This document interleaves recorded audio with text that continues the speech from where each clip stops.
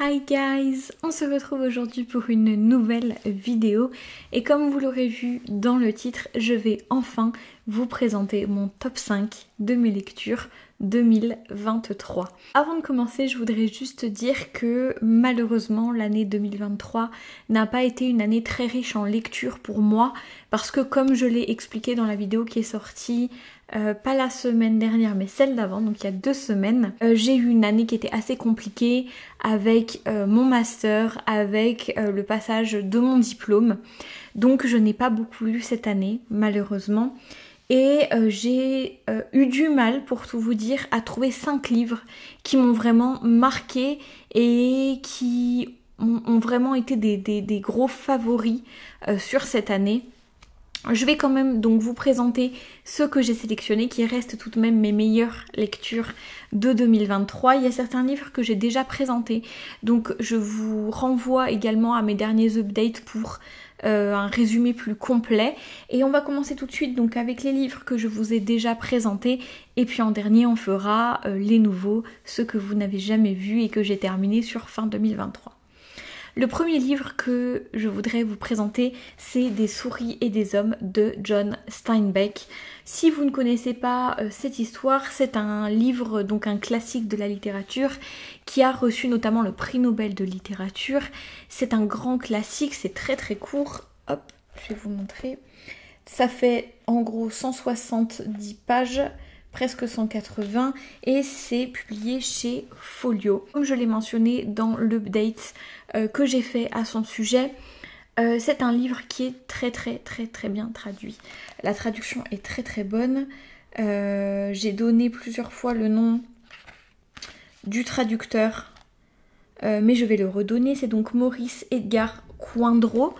C'est une très bonne traduction et pour vous faire un résumé très rapide, parce que là le but c'est plus de vous parler de mes livres favoris mais de pas trop m'étaler en faisant un résumé voilà trop long. Donc Des souris et des hommes, c'est tout simplement un livre qui retrace 2 personnages, Lenny et George, qui ont des caractères et des personnalités totalement opposés.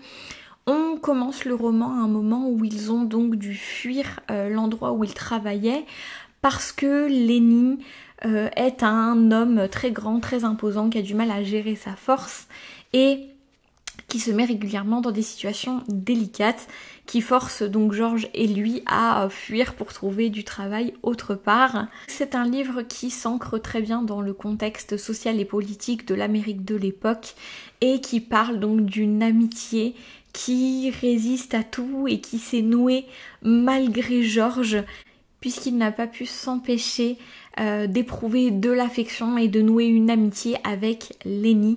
Et donc il tente de le protéger du mieux qu'il peut. Et franchement, c'est un livre qui m'a bouleversée, qui m'a beaucoup marquée et que j'ai trouvé très touchant, qui m'a fait pleurer à chaudes larmes.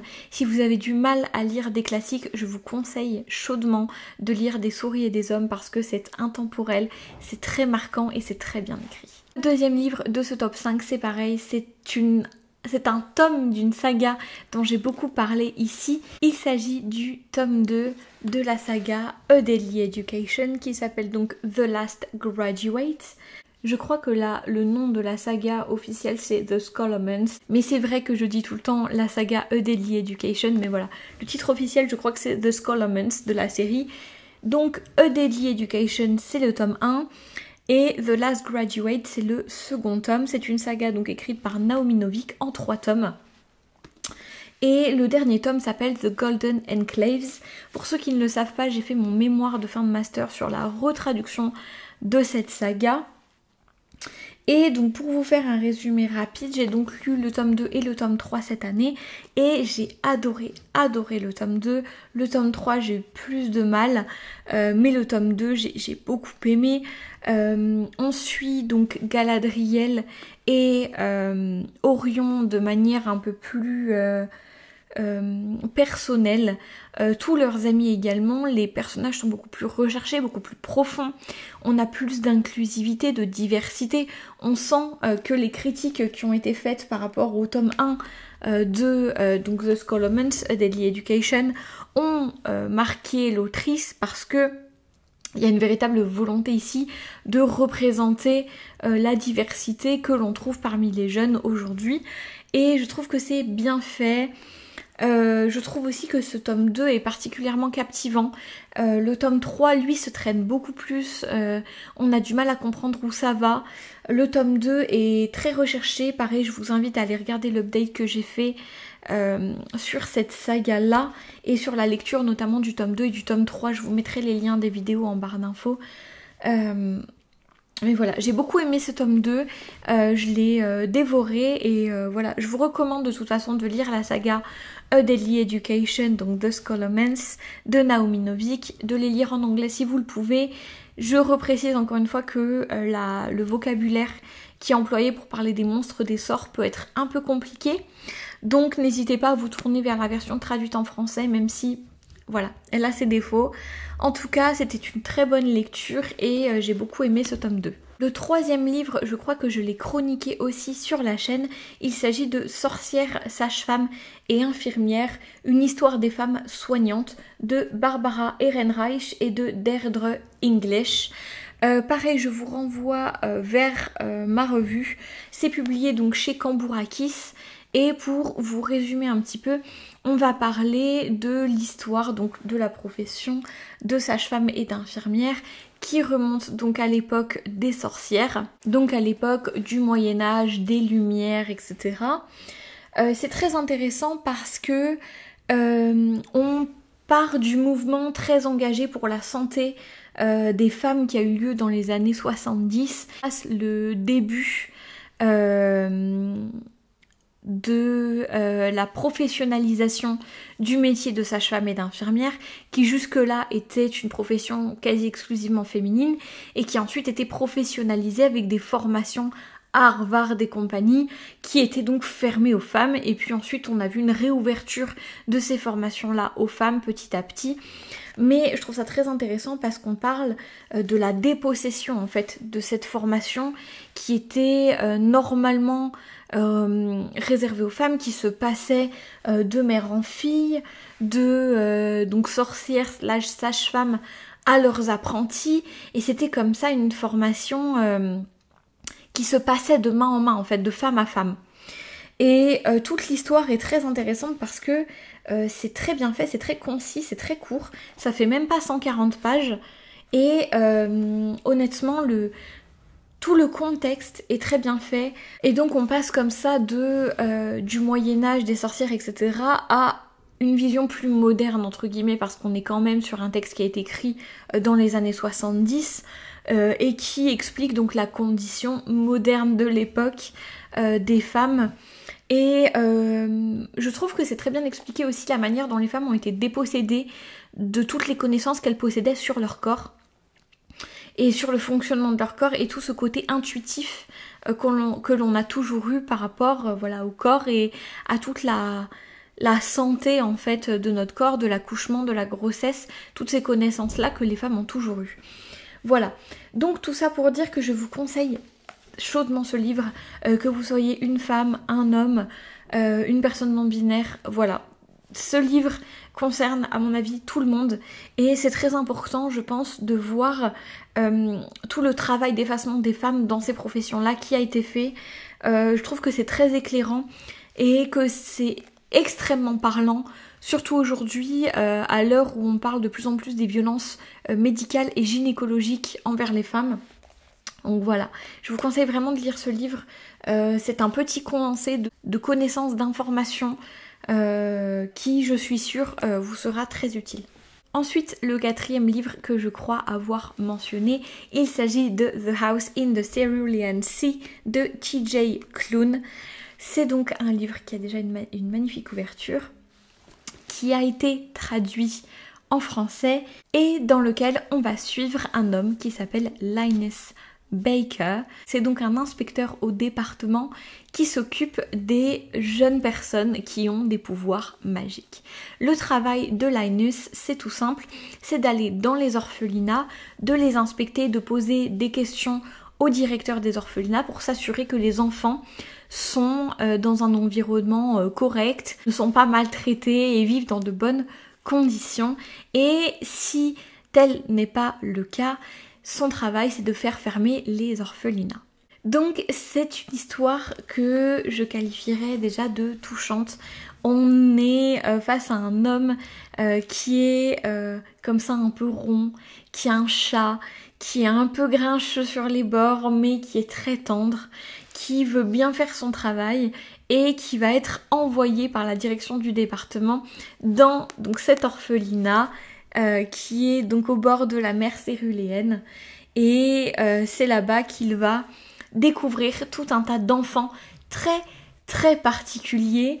Je vous spoile pas, mais il se pourrait qu'on ait un personnage biblique très très célèbre qui soit dans l'orphelinat, et d'autres enfants qui sont tous plus particuliers les uns que les autres.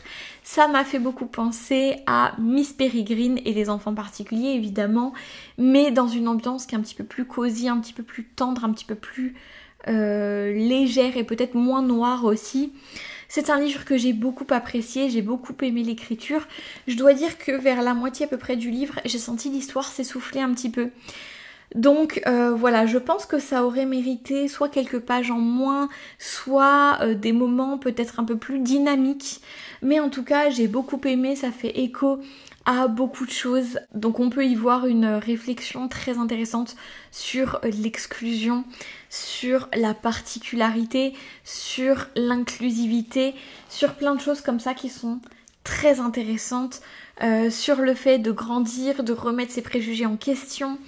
Voilà, c'est très intéressant, c'était très tendre et honnêtement, je crois que c'est de la littérature young adulte et donc je vous recommande vraiment ce livre-là si vous voulez une histoire un petit peu tendre qui se lit très bien, avec des personnages un peu particuliers. Si vous aimez voilà toute l'ambiance Miss Peregrine mais que vous voulez quelque chose d'un peu léger, ce livre-là pourra beaucoup vous plaire. Le directeur de l'orphelinat est aussi très attachant. J'ai beaucoup aimé les personnages. Les enfants, je trouve, leur voix était assez juste. Voilà, ce qui m'a manqué, c'est peut-être un petit peu de dynamisme à certains moments.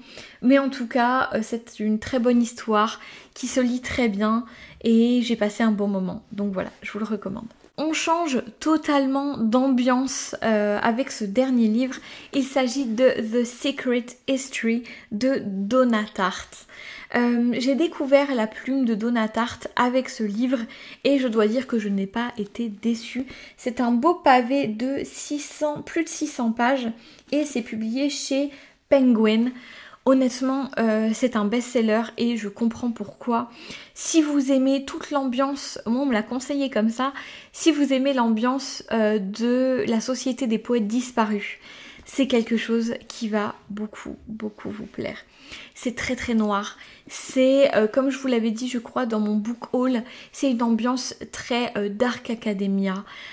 Donc on a des élèves qui sont très bien habillés, en chemise, qui portent des carreaux. On a une ambiance qui est très gothique, très sombre. On est plongé comme ça dans une université qui a une section grecque très très exclusive, menée par un professeur un peu particulier qui ne sélectionne qu'une poignée d'élèves chaque année pour suivre son cursus. Donc on suit principalement un personnage qui s'appelle Richard, mais on suit aussi d'autres personnages, des jumeaux. On suit un personnage qui s'appelle Edmund, que l'on surnomme Bunny. On suit Henry et on suit Francis. Et ils sont tous plus particuliers et un peu étranges les uns que les autres. Ils forment un petit groupe comme ça très sélectif et on ne sait pas trop ce qui se trame jusqu'au jour où un corps va être découvert dans un ravin, le corps d'un de leurs camarades. Je ne vous dis pas qui, je ne vous dis pas comment, mais c'est passionnant de voir comment ces élèves vont comploter ensemble. Voilà. C'est compliqué de vous décrire ce livre sans vous spoiler, mais on va suivre comme ça leur pérégrination. Au début, on n'arrive pas trop à savoir si c'est une espèce de secte, qu'est-ce qu'ils font exactement d'un peu louche durant leur temps libre, pourquoi est-ce que c'est qu'une poignée d'élèves. On n'arrive pas à savoir si le professeur est mêlé à tout ça. Il y a beaucoup d'intrigues, c'est très sombre. Et ce meurtre vient un petit peu bouleverser aussi toute l'histoire et l'amener vers une autre direction. Ce que je pourrais dire, c'est que j'ai beaucoup aimé l'écriture de Donna Tartt, que c'est une histoire qui se lit très très bien durant octobre-novembre, durant la période un peu d'Halloween. Qu'on a ce mystère-là que l'on perce très vite, dans le sens où on sait un peu dès le début qui est le tueur. C'est pas un whodunit, c'est vraiment on sait dès le départ ce qui se passe, mais on comprend pas trop